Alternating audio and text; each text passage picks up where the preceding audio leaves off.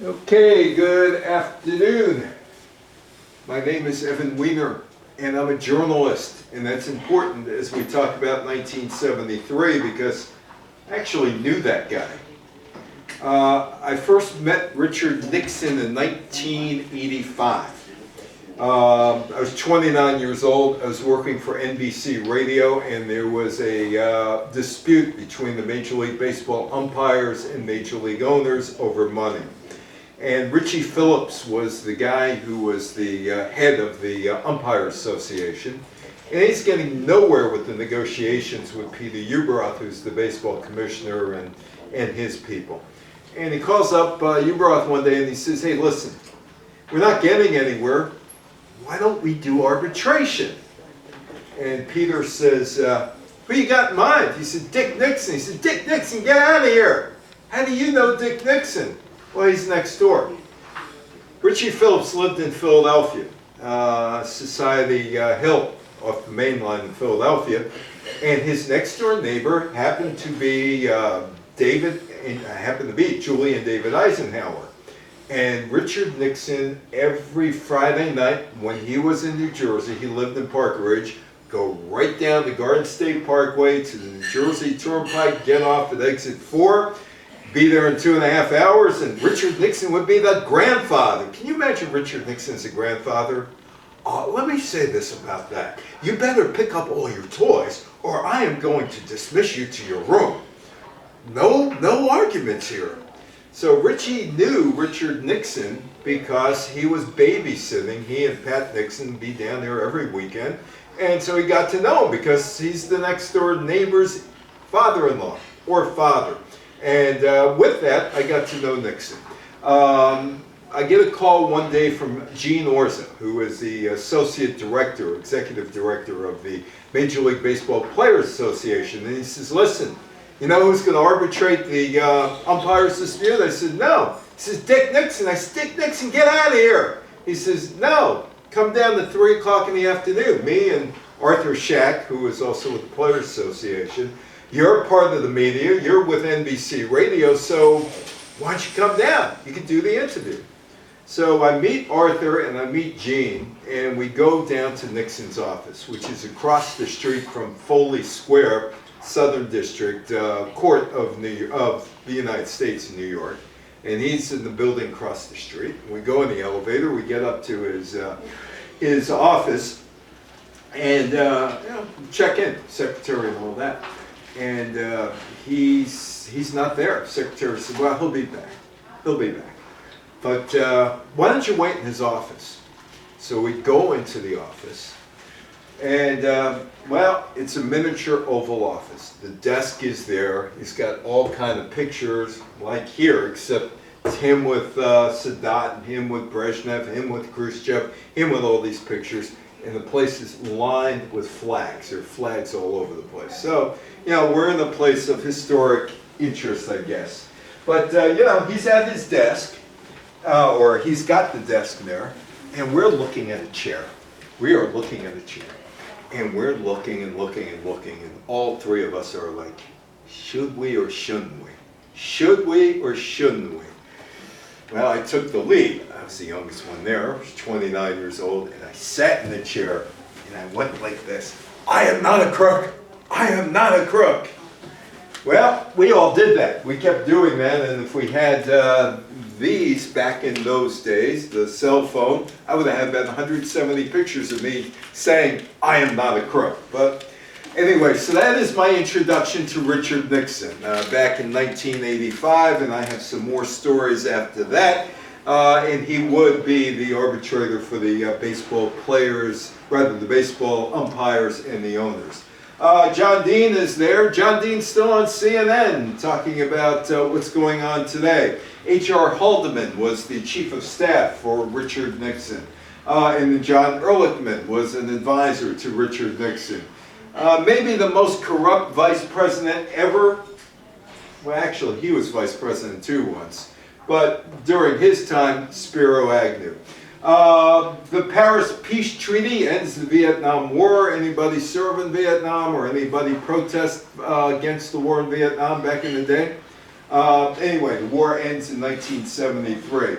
The Yom Kippur War between the Arabs and the Israelis led to this gas crisis in the United States.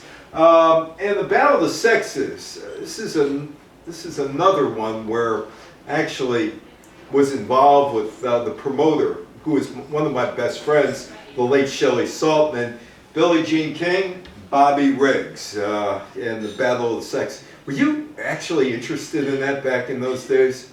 Not terribly. Not terribly. That was an event. That was a network spectacular, as Helen Cosell would have said. I'll tell you more about that later.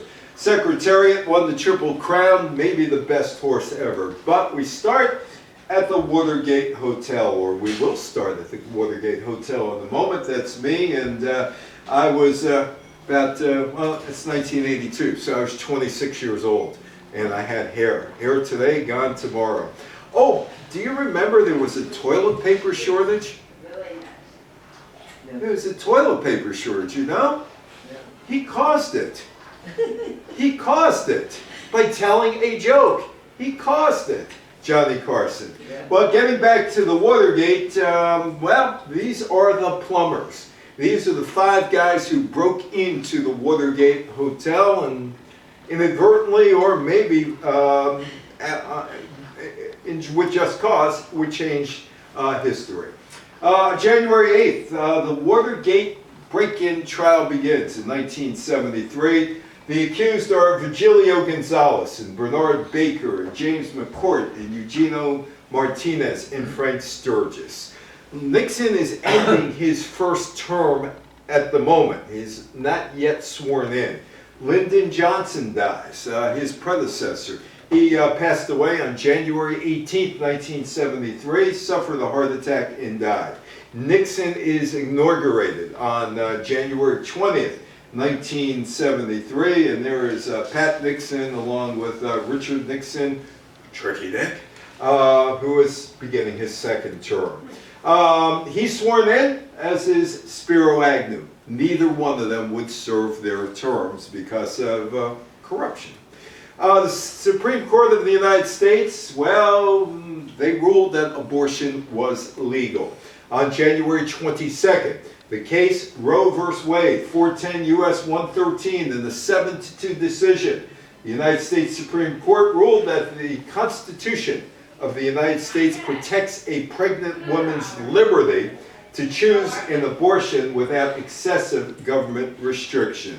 And that would start another war over abortion at that point. Vietnam, that's ending. The Paris peace talks broke down in December 1972.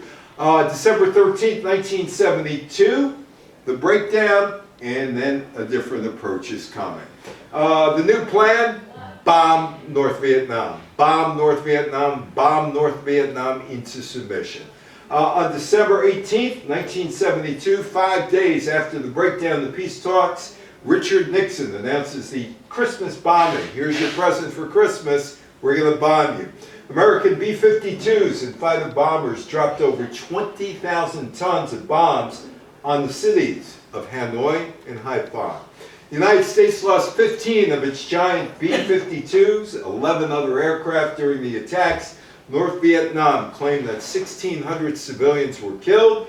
The bombings ended on December 29, 1972, when the North Vietnamese said it's back to the bargaining table.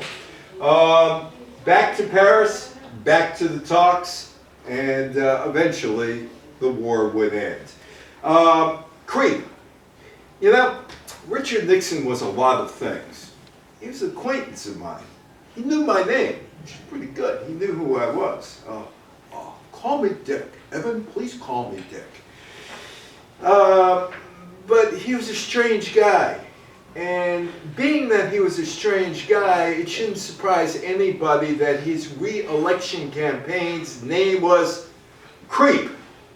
Creep, as in the committee to re-elect, or for the re-election of the president. Creep. Now, 1972, Nixon goes in and he thinks that he's going to be running against Edmund Muskie. And he has some real serious issues, enough so that he would probably, be justified to break into the Watergate Hotel to find out what the Democrats are doing, because that's where the Democratic National Committee was located. Vietnam War, well, that continued. The American economy was a mess. In the 1970 midterms, the Democrats won the popular vote in the House by 8.7%, while adding a dozen seats. In 1971, Nixon's approval ratings dipped below 50%. That's an autograph. That is a Richard Nixon autograph. And I don't know if you could see this all that well, but it's on a straight line. See, it's on a straight line? Here's the story behind that autograph. Baseball disputes over, and got to see him every once in a while. He'd be a regular at baseball games, a regular at other places that I was at. By the way, he had no Secret Service protection. No Secret Service protection. He was out there all by himself. And I used to see people in the street, "Hey, Mr. President, hey, how you doing?" And he would wave back. But anyway, I decided, okay, let me get an autograph. So I had an index card. So I said, "Mr. President," "Oh, please call me Dick. Can you sign this?" He said, "Oh, yeah, sure." It's an index card. He found the table. He put the index card at the edge of the table. Took out a small ruler. The ruler could be, probably it's a little smaller than that. Put the ruler, aligned it with the bottom of the index card, signed his name on top of the ruler, pulled the ruler away, there's the X. That is the autograph.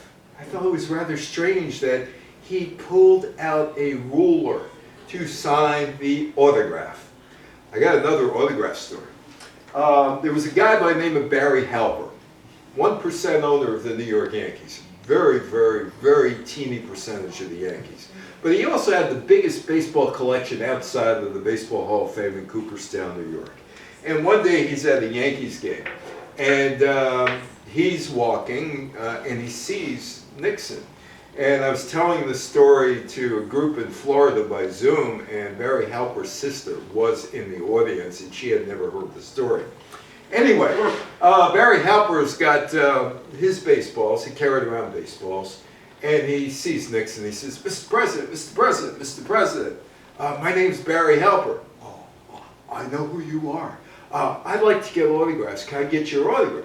"Oh, yes, you can. Yes, you can." So Halper takes out 2 baseballs. He says, "Can you sign my balls?" It didn't sound right, did it? Can you sign my... Anyway. And he says, oh, yeah, oh, gladly.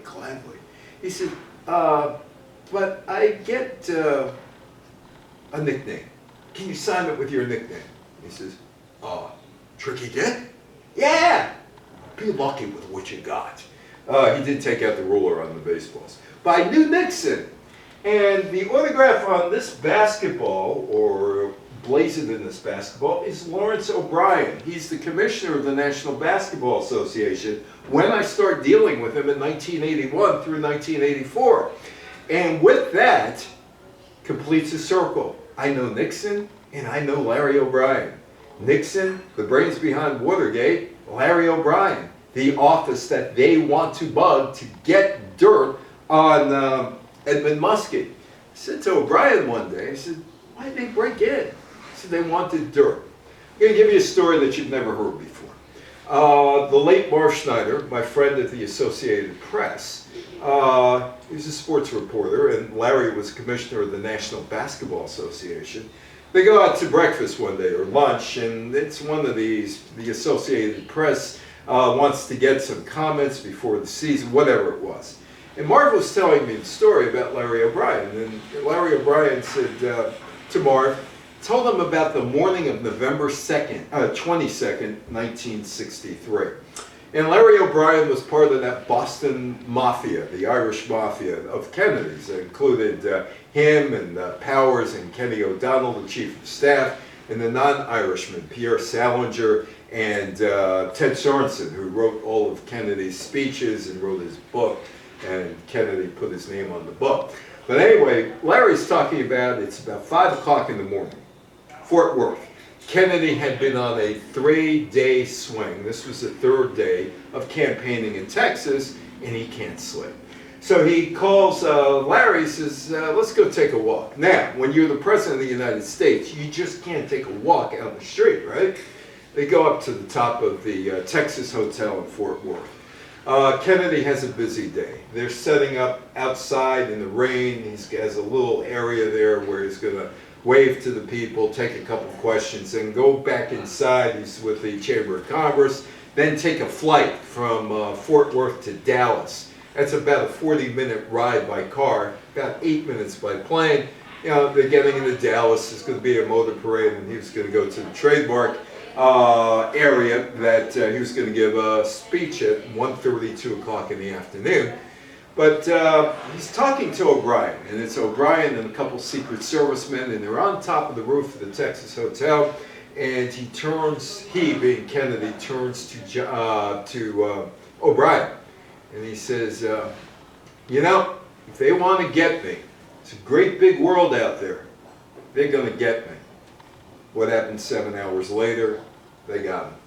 O'Brien would stay on with Lyndon Johnson, become a congressional liaison, and then the head of the Democratic National Committee and the commissioner of the National Basketball Association. So here I am. I'm 16 years old in 1972 at the time of the Watergate break-in, and within 11 years, no, actually 13 years, I would know both Nixon and Larry O'Brien, the two central characters in the break-in. This is G. Gordon Liddy. He's a lawyer. He's a lawyer. He happens to be the general counsel of CREEP, the Committee to Re-elect the President of the United States. And here's his attorney advice. Let's break into Larry O'Brien's office. And let's put a wiretap on his phones. Yeah, why don't we do that? That's a good idea, right? That's right. You would do that as a lawyer. You would say, yeah, let's commit a crime, right? Well, they do. But they already had experience in committing crimes. Remember the Pentagon Papers of Daniel Ellsberg? The Pentagon Papers that were released talking about how the government covered up a lot of stuff in Vietnam during the war, South Vietnam. So they broke into Daniel Ellsberg's psychiatrist's office in Los Angeles, looking for his file to discredit him. They did break in. They didn't find the file, or if they did, they didn't release it. But they already had experience, the plumbers. What the plumbers what plumbers do is plug up leaks or create other leaks. And there is Larry O'Brien. It's May 17th, 1972, and guess what? They go ahead with Liddy's plan. They put wiretaps on O'Brien's phone, the Democratic National Committee chairman, and the executive director of the Democratic States Chairman, R. Spencer Oliver Jr. They bug his phone too. The crime takes place on June 17, 1972. Frank Wills, he's a guard at the Watergate complex. He calls at 1:30 in the morning the Washington police and said, hey, there's been a break-in at the Democratic National Committee's headquarters. Police go there, they arrest 5 people. Virgilio Gonzalez, Bernard Baker, James W. McCord Jr., Eugenio Martinez, and Frank Sturgis are all charged with attempted burglary and attempted interception of telephone and other communications. Okay, how big is this burglary? I mean, just be a burglary, right? No big deal. Well, here are 2 guys who you probably know, Bob Woodward and Carl Bernstein. Not exactly big names at the Washington Post at that time. Bernstein, he was a guy like me. I covered the police beat for a while. I saw a guy named Belton Grims, who was charged with murder of somebody, paraded in front of me by a sheriff, Ray Lindeman, looking for publicity, all in chains and all that other stuff. That's what Bernstein was doing. Woodward, a Yale graduate, he struggled with his words to make sure the word is supposed to be here and not there. Completely opposite people, but perfect for this story. So it's June 19, 1972. Woodward and Bernstein reveal that one of the Watergate burglars is James McCord, a Republican security aide. And there is McCord. In June and July, Woodward and Bernstein, they have a source by the name of Mark Felt, and he tells them, follow the money, follow the money, follow the money. And they do. They find out the burglar's account showed the link to the 1972 the committee to re-elect the president through its subordinate financial committee. Now, the real heroes of the Watergate story, at least journalistically, my business, are not Woodward and Bernstein. They're Katharine Graham, who is the Washington Post publisher, and Ben Bradley, the executive editor. The two of them believed in what Woodward and Bernstein were doing and gave them the go-ahead. You go after it. Don't worry about it. You go after it. If one of them said no, Watergate might have been just dismissed as, hey, just another burglary. But those two are the real heroes. And in journalism, if I was teaching a journalism class, I would start with them because it took courage for them to go after the President of the United States, which they did. The election of '72 was Richard Nixon and George McGovern, not Edmund Muskie, and Nixon won rather handily. Oh, I'm out on the campaign trail. Here I am. On August 29th, 1972, Nixon, speaking at a news conference, stated, I can say categorically that no one in the White House staff, no one in this administration presently employed was involved in this very bizarre incident. Oh, call me Dick. Please call me Dick. Looks like he's had a rough day, hasn't it? On August 30th, 1972, nothing to see here, Nixon announces that the White House counsel, John Dean, has completed an internal investigation into the Watergate break-in and found no evidence of the White House involvement. It wasn't us. It wasn't us. It wasn't us. Somebody else, not us. Go away. But these two guys are still working, Bernstein and Woodward, and they're digging up dirt and digging up dirt on September 29, 1972. Woodward and Bernstein, the Washington Post, report that Nixon's former Attorney General John Mitchell once controlled a secret fund to finance intelligence gathering against the Democrats. When Bernstein calls Mitchell for a comment, Mitchell threatens both Bernstein and Katharine Graham, the publisher of the Post. Post says, we don't care. We don't care. We printed it. And they did. Muskie never got the nomination. In October 1972, Woodward and Bernstein report that the FBI made connections between Nixon, his aides, and the Watergate break-in. Woodward and Bernstein described the existence of a major dirty tricks campaign conducted against Muskie, orchestrated by Donald Segretti, others paid by CREEP, Committee to Re-elect the President, and Nixon's private attorney. On November 7, 1972, Nixon is elected to a second term. He defeated George McGovern handily. Nixon won 49 of 50 states. McGovern won Massachusetts and got the District of Columbia. 520 electoral votes to 18 for McGovern. He got 61% of the popular vote, and he beat McGovern by 18 million votes. But the storm clouds are brewing. In 1973, there would be trouble ahead. The Plumbers. Here are two of the Plumbers. McCourt, one of them. On January 8th, the Washington burglary trial begins. 5 defendants plead guilty. Liddy and McCourt are convicted after the trial. Probably the most corrupt, absolutely most corrupt acting director ever of the FBI, L. Patrick Gray. It's February 28th. The acting FBI director, L. Patrick Gray, testified before the Senate Judiciary Committee during his nomination to replace J. Edgar Hoover, director of the FBI. He had newspaper articles indicating that the White House had possessions of FBI Watergate files. The committee chairman, the North Carolina Democrat Sam Ervin, questioned Gray as to what he knew about the White House obtaining the files. And there is the North Carolina senator. Gray stated, I gave the FBI reports to John Dean. Okay, we discussed it on many occasions. It came out that Gray had destroyed important evidence entrusted to him by Dean. Gray's nomination failed, can't figure out why, and Dean was linked to the Watergate cover-up.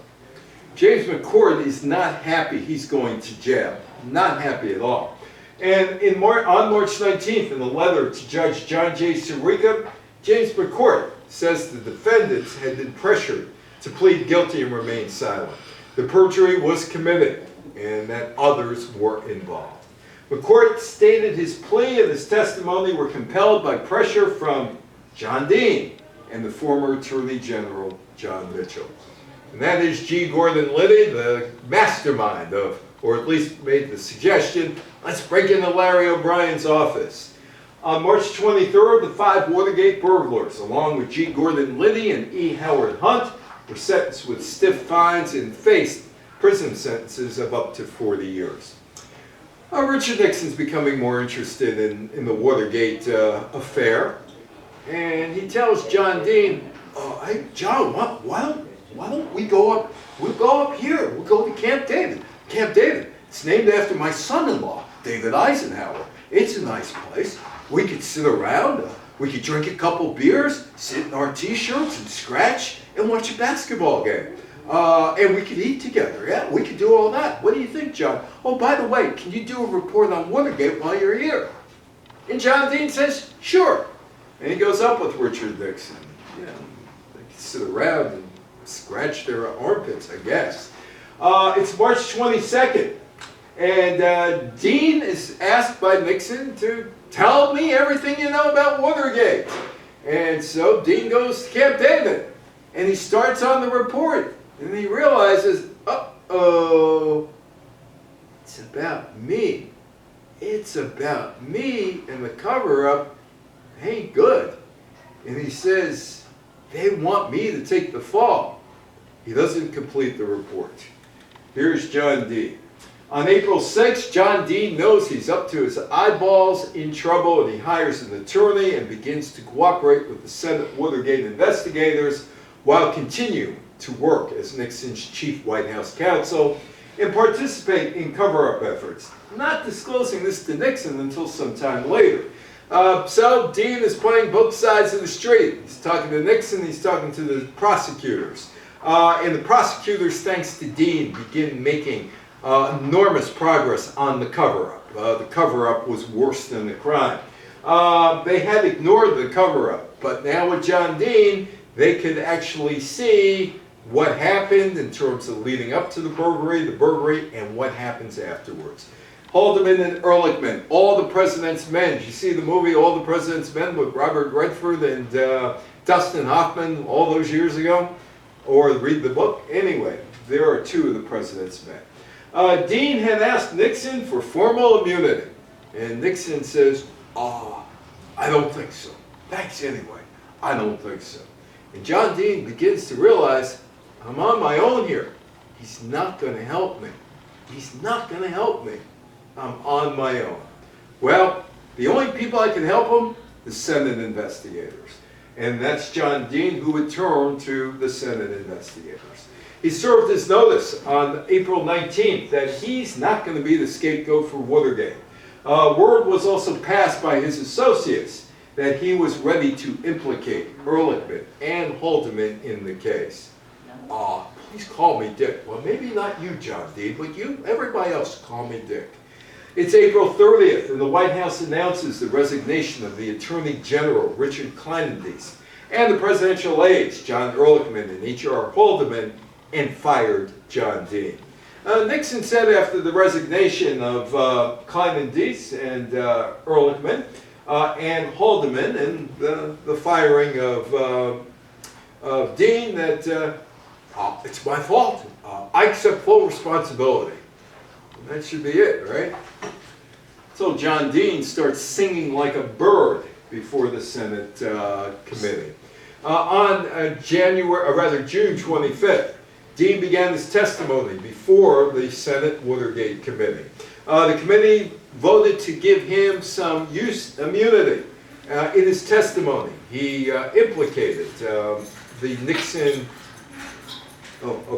He implicated the Nixon fundraiser and former Attorney General John Mitchell, Nixon, and himself. That's an ordinary tape recorder. Got the numbers there, so you can listen back and flag what you want to use on the tape. based on the numbers. Got the fast forward, stop, rewind, record, up. Just a simple tape recorder, about $30 worth of a tape recorder.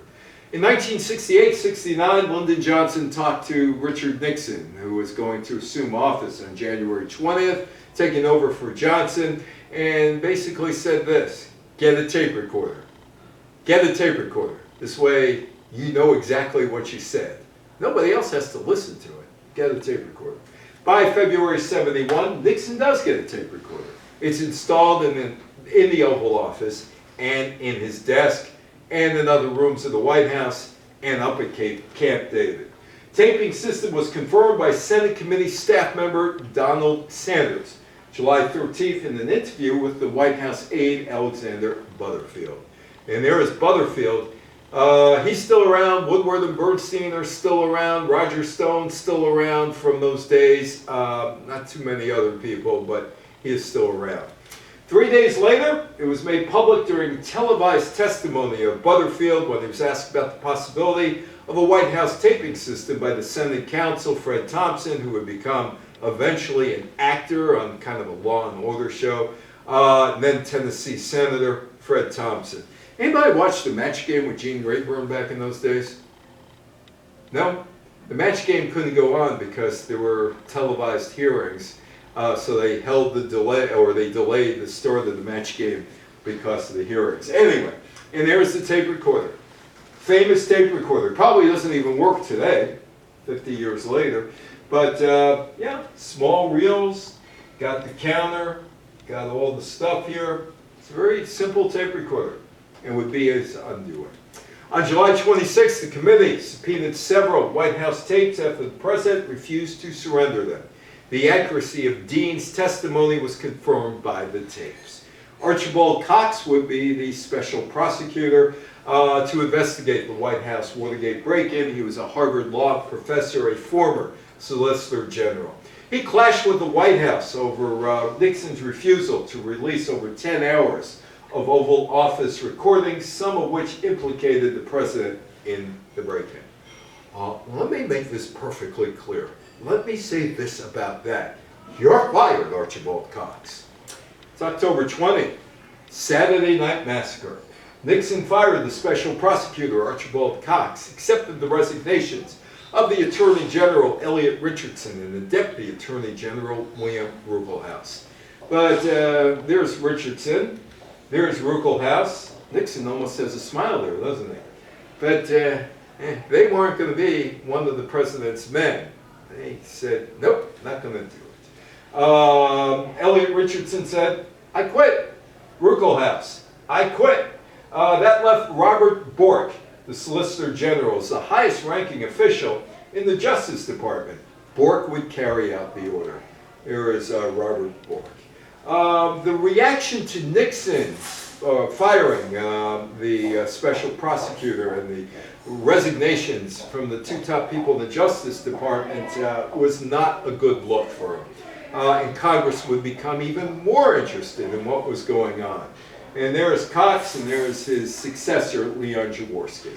On November 5th, Nixon appoints a new special prosecutor, Jaworski, and he would go to the Supreme Court, and he would ask the Supreme Court, tell Nixon to give the tape recordings over, and he got that in July of '74. Well, Nixon wasn't the only one who had a problem in the upper echelons of government. The guy to his right, Spiro Agnew, had a major problem. The Republican nominee, Nixon, chose Spiro Agnew as his running mate in 1968 because he was a moderate governor from a border state, Maryland, who supported the civil rights movement and made several tough-on-crime speeches. And there is Agnew being sworn in for a first time, because there's Hubert Humphrey, who was the prior vice president, so this is 1969. But Nixon didn't particularly like Agnew, gave him no responsibility except going out there and giving some speeches about how the media was awful and the media was the enemy and you can't trust the media and all that other stuff, written by William Safire, who went on to become a New York Times editorial board member, and some of it with Pat Buchanan. Well, Agnew wasn't too happy. He felt stunted and dissatisfied in the position. The Conservatives wanted somebody else than Richard Nixon, and not because of Watergate. If you look at some of the things that Nixon did, Title IX gave women equal opportunity education in colleges, equal opportunity employment, almost getting health care, started the Environmental Protection Administration. These were all Franklin Roosevelt type things, liberal type things, and the Conservatives weren't too happy. So they are pushing this guy, John M. Ashbrook, for president. Nixon's support for the liberal and social economic policies of the day soured his relationship with conservatives. By 1972, they wanted to put a protest candidate in there, and it would be Ashbrook. Nixon needed Agnew for the campaign. Well, okay.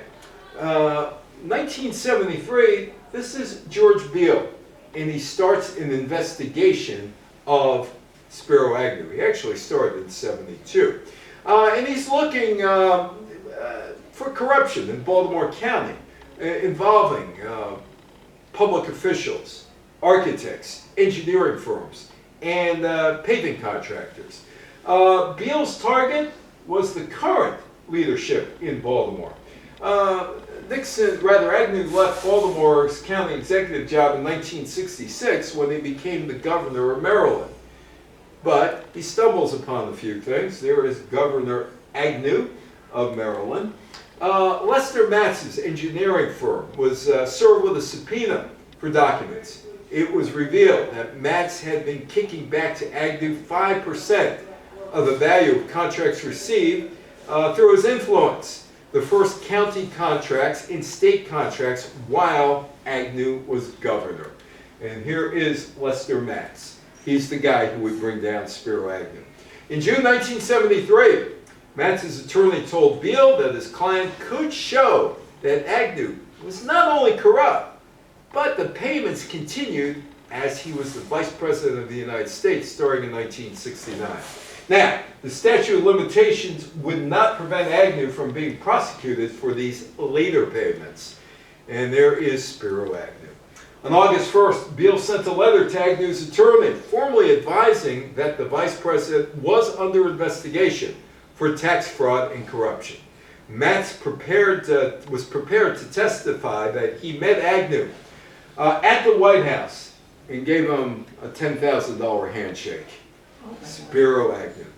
Jerome B. Wolfe, the head of the Maryland Road Commission, had extensive documentation and detail, as Beall put it, every corrupt payment he participated in with then-Governor Spiro Agnew. Well, that's Carl Albert. He was the House Majority Leader, and Agnew decided, you know what, you can't indict me. I'm a sitting vice president. You can't indict me at all. You can't do that. You just can't do that. And he meets with the Speaker of the House, Carl Albert, on April 25th, asking for an investigation. You can't indict me. Why don't you investigate me? That's John C. Calhoun. Goes back to the 1820s. And Agnew found a likable spirit, or actually a spirit, something in common with John C. Calhoun. He said, as a president, 1826 House investigation of Calhoun who was alleged to have taken improper payments while a cabinet member. But Albert said, no. I mean, it's improper for the House to act. This is a matter that needs to go before the courts. So Agnew strikes out with the House. And they're happier days, I guess. Nixon with actually a smile. Spiro Agnew with a smile. Agnew resigned on October 10th. The U.S. Justice Department had uncovered widespread evidence of his political corruption, including allegations that his practice of accepting bribes had continued into his tenure as the United States Vice President. He took bribes. Nixon broke into the Watergate, and these are the two guys in charge of the country. Agnew bargained with prosecutors to avoid prison, and pleaded no contest to tax evasion. The judge ordered 3 years of probation, so he never did jail time, and a fine of $10,000. Agnew disappeared from the public view. He would never talk to Nixon again. Nixon didn't help him. Oh, I can't do that. And it's time to say goodbye to Spiro Agnew. Agnew sent the Secretary of State, Henry Kissinger, who recently celebrated his 100th birthday. The note said, "I hereby resign the office of Vice President of the United States effective immediately." Well, Nixon has to fill the post, and he does with Gerald Ford. Pursuant to the 25th Amendment to the Constitution, Nixon had to fill the vacant office of Vice President by nominating a candidate who had to be approved by both houses of Congress. Nixon has a new Vice President, Gerald Ford. Nixon's appointment of Representative Gerald Ford of Michigan was approved by Congress on December 6th, and he was sworn in. Well, Nixon has another problem. This is a big problem in the Middle East. The Yom Kippur War, which started on October 6th, Egyptian and Syrian forces launched a coordinated attack against Israel on Yom Kippur, the holiest day in the Jewish calendar.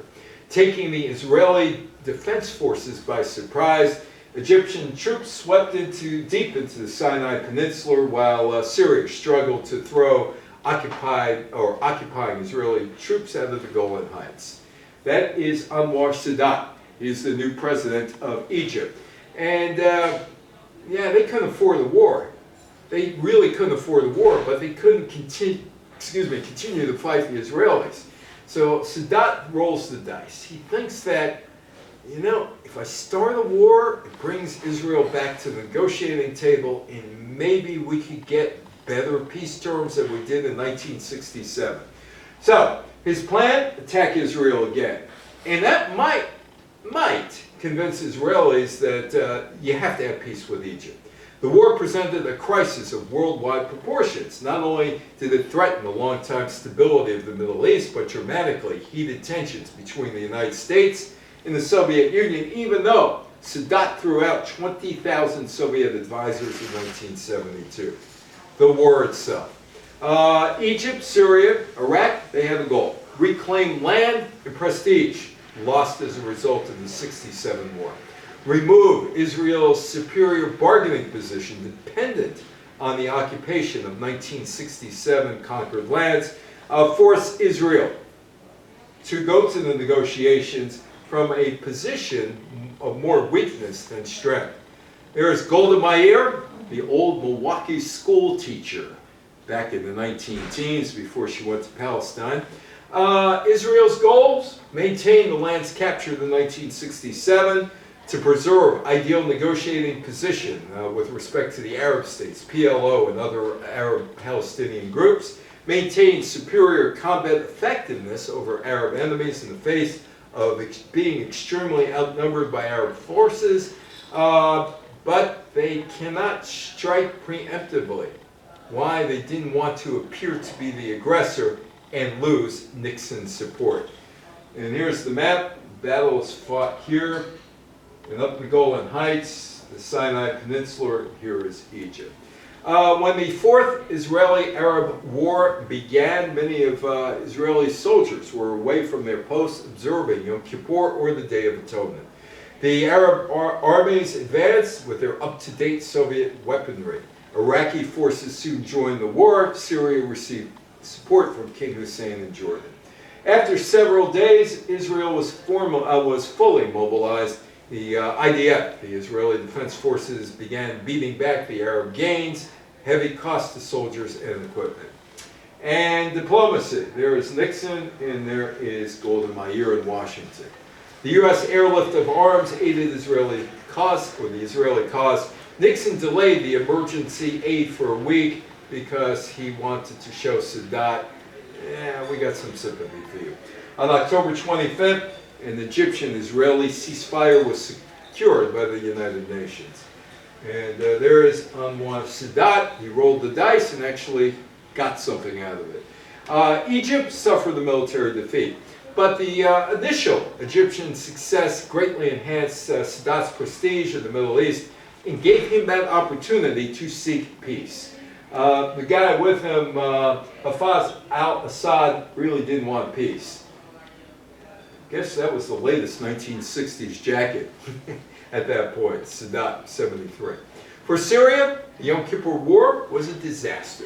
The unexpected Egyptian-Israeli ceasefire exposed Syria to military defeat. Again, 67 they went down. And Israel seized more territory in the Golan Heights. And there they are with the Israeli flags and tanks and all. On October 19th, the 12 OPEC nations, the oil producers, agreed to the embargo and stopped selling oil to the United States and its allies. Over the next 6 months, oil prices quadrupled. You might remember, I remember driving around, oil went for, gas went from 37 cents a gallon to 61 cents a gallon overnight at a local power test station in Mahwah, New Jersey. Over the next 6 months, well, the oil prices go up. For OPEC, the last straw came when the United States supported a $2.2 billion aid package for Israel against Egypt in the Yom Kippur War. Gas shortage. So how many of you were in line for the gas shortage back then? Even or odd, even or odd. You either had an even license plate or odd license plate, and that dictated when you could get gas. And you could only get 10 gallons per customer. Arab oil producers cutting off exports to the U.S. brought soaring prices and long lines at filling stations and contributed to a major economic downturn in the United States. You know what? This is Lower Manhattan. This could be any day in Lower Manhattan, except people piling into, it's right outside the Holland Tunnel, into the gas station for Gulf Gas. The American Indian movement picks up steam in 1968, and it's in Minneapolis where they start protesting to stop police harassment of Indians in the Minneapolis area. Activists go to the Pine Ridge Reservation in 1973, where there were numerous problems with Agala tribal chairman Richard Wilson. And this would be the Oscars. I'm not a big fan of John Wayne. I'll tell you why in a couple of minutes, but that is Sachin Littlefeather. And she is taking the Academy Award on behalf of Marlon Brando. Littlefeather endured boos, mockery, and lies when she took to the stage at the 1973 Academy Awards to reject an Oscar on behalf of the Best Actor winner Marlon Brando in The Godfather, and a call for better treatment of Native Americans. Okay, I don't have much respect for John Wayne, and I'll tell you why. Lots of people my father's age, his generation, people born in the 20s, he was born in 1932, loved John Wayne. John Wayne was an American hero in the movies. He was never in World War II, never served. And his director, John Ford, said, "You're getting rich while other people are dying."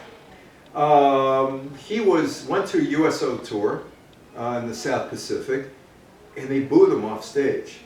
There's a baseball player by the name of Jerry Coleman, Lieutenant Colonel Jerry Coleman, as I knew him.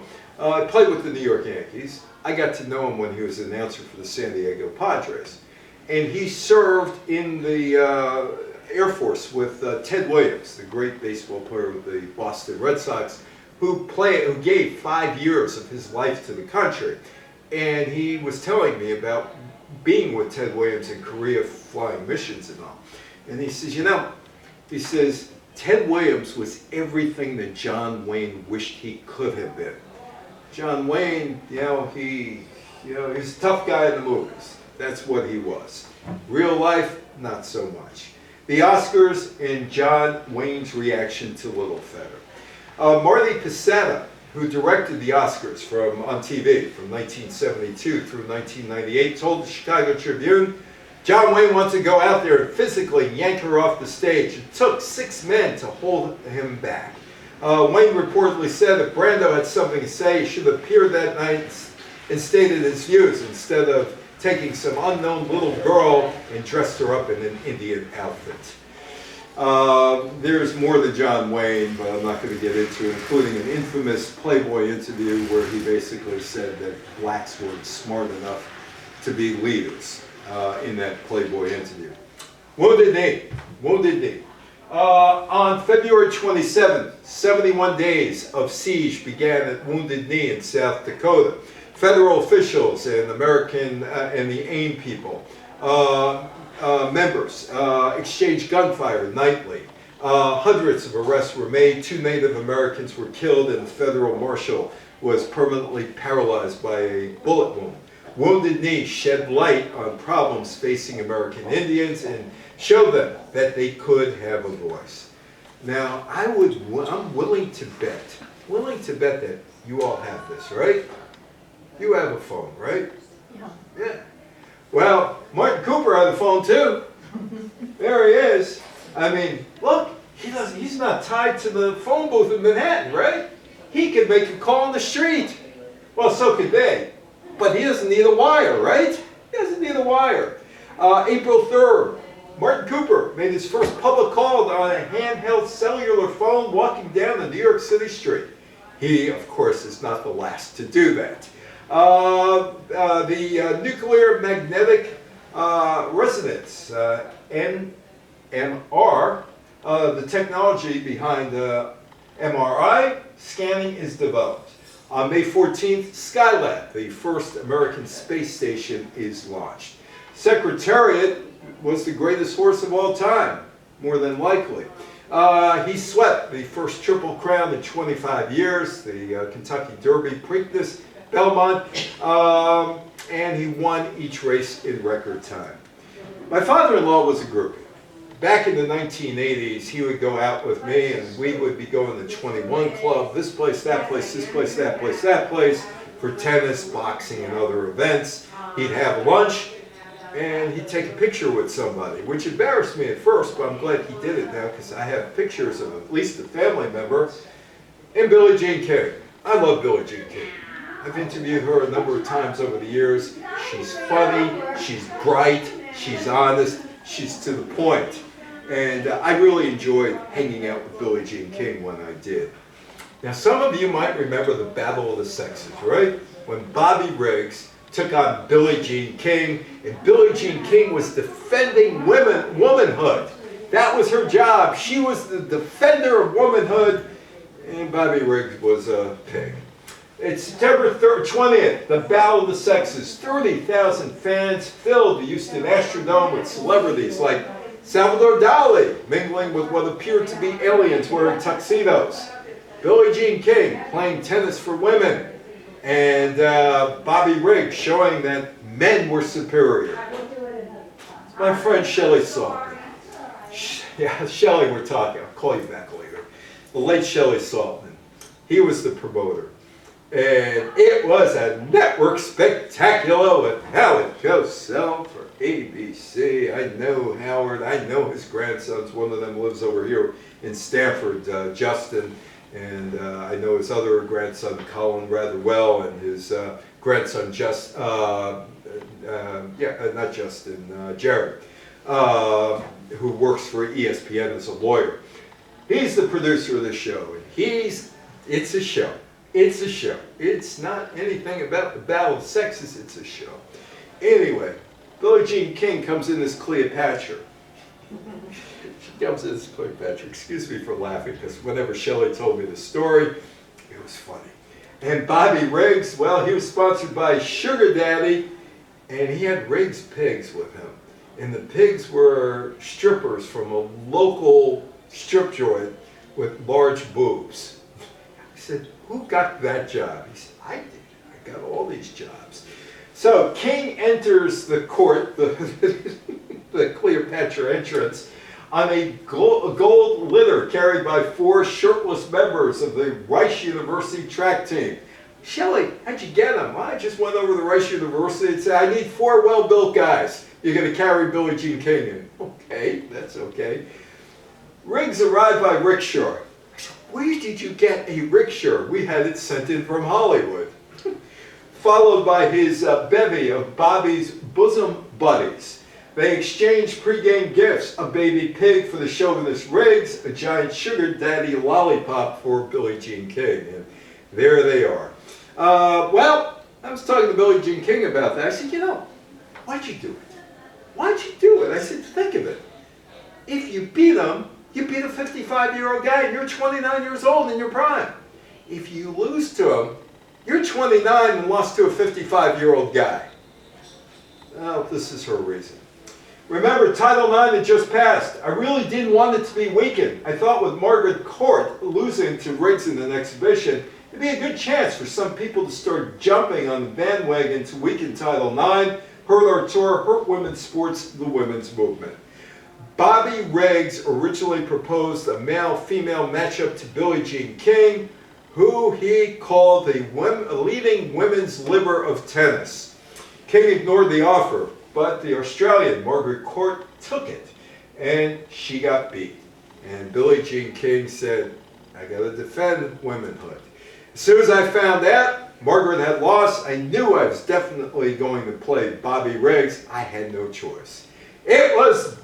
It gave birth to a television extravaganza complete with this guy, Howard Cosell, who for some reason was a friend of mine. I was young.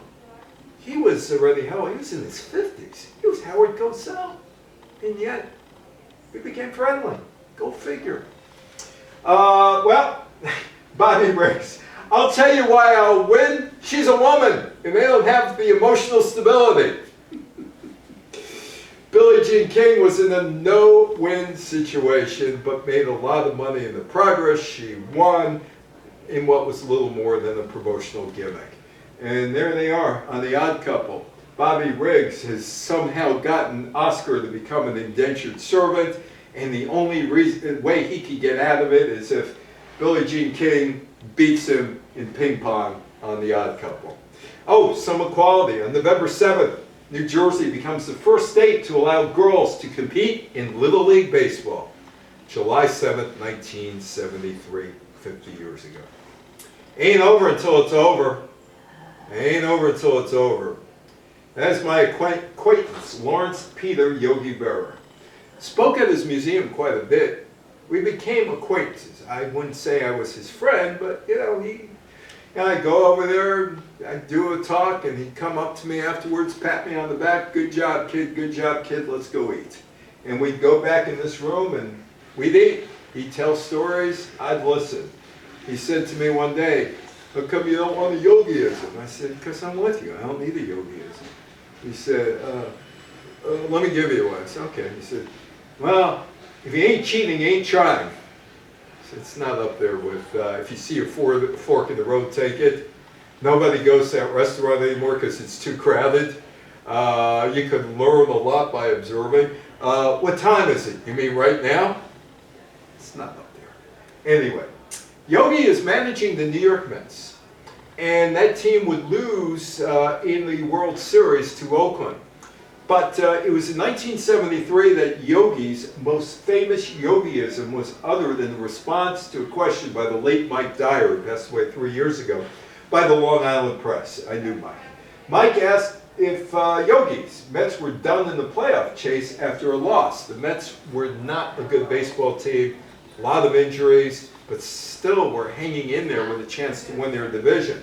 But it was paper thin. They could not really afford to lose many games. And Yogi's response, ain't over till it's over. The toilet paper shortage. There was a toilet paper shortage. It wasn't real, but there was a toilet paper shortage. Harold V. Froelich, a Republican congressman from the heavily forested 8th District of Wisconsin, began receiving complaints from constituents that pulp paper was getting harder to come by. Fuller's noticed some news reports of a tissue shortage in Japan. He investigated and believed the source of the claim was companies who were exporting more pulp paper out of the United States to avoid federal price tolls on domestic sales. Froelich issued a second press release on December 11th, this one focusing more on the potential for a shortage of not only paper, but the one consumer product that no American could live without. The U.S. may face a serious shortage of toilet paper within a few months. We hope we don't have to ration toilet tissue. A toilet paper shortage is no laughing matter. Oh yeah? Here's Johnny. Dun, dun, dun, dun, dun. On December 19th, Tonight Show host Johnny Carson made mention of the toilet issue story in his monologue. Of all the shortages we have, there's a gasoline shortage. You know what else is disappearing from supermarket shelves? Toilet paper. Aha, you can laugh now. There's an acute shortage of toilet paper in the good old United States. We're going to quit writing on it, but I want to tell you, it is serious. I saw a commercial where Mrs. Olson comes out with a shopping bag and the housewife says, forget the coffee, just give me the shopping bag. Because of Johnny Carson, this is what happened. There is a run on toilet paper. There is a run. The shelf is empty. There's a run on toilet paper. Carson's mention achieved a national paper panic. Millions of people cleared retail shelves of rolls. A store in Seattle ordered 21 cases but received only 3, adding to the hysteria. One woman reported asking for toilet paper rather than gifts for her party. Stores tried to set limits of 2 to 4 rolls per customer. Others raised prices from 39 to 69 cents per roll, not to gouge customers, but to dissuade them from buying too much. Other paper products like towels and cups were also in short supply. There were even rumors that a toilet paper black market had emerged, where hoarders were offering rolls at a marked up cost. The most trusted man in America. We had Larry O'Brien talking about November 22nd. He became the most trusted man in America on November 22nd, 1963. Kennedy's assassinated. He dies. Walter Cronkite announces it, takes the glasses off, wipes a tear, pauses for a moment, glasses back on, old iron pants, back in the saddle. And with that, he becomes the most trusted man in America. He has to give a report. The toilet paper frenzy continued into 1974, but eventually consumers realized Froelic's concerns were simply not materializing. CBS broadcast journalist Walter Cronkite on the network Evening News urged calm on his newscast and aired footage from the Scott Paper Company that demonstrated toilet paper was coming off the factory line without delay. Johnny Carson caused a toilet paper shortage. Okay, the legacy. Well, Nixon's on his way out. He resigns as president August 9, 1974. Ford would pardon Nixon for his crimes taking over as president.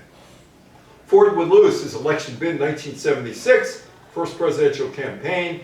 He lost to Jimmy Carter. He's the only president of the United States ever to sit in that office without being elected. Sadat would eventually push for peace with Israel. He was gunned down in 1981.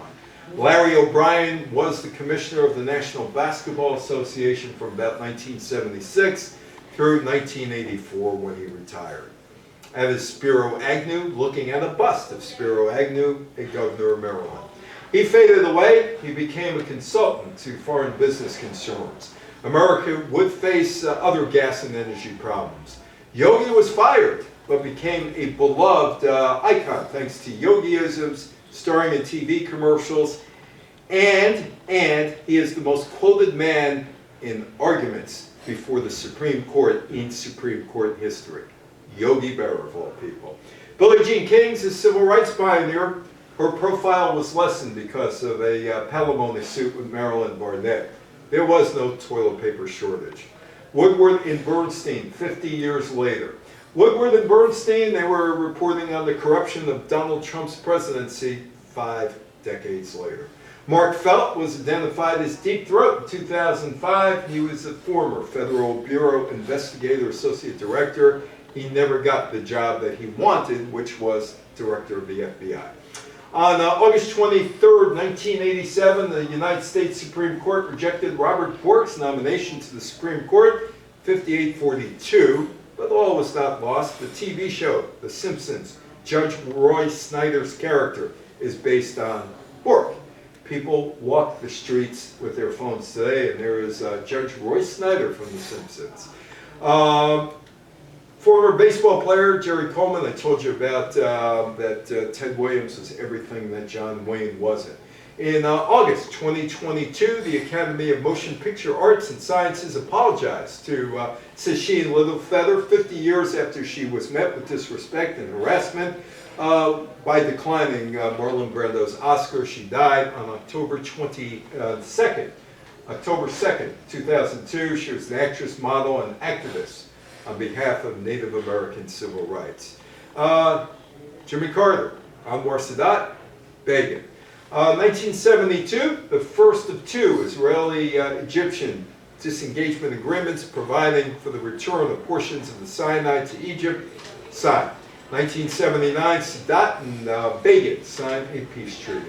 On June 24th, 2022, the Supreme Court ruled against Roe versus Wade and took away a woman's right to choose, undoing all the work of activists. Individual states, elected officials, or politicians were left to decide if abortion would be legal. Ain't over until it's over. It's over. Thank you so much. Any questions, any comments? It's over. It's over.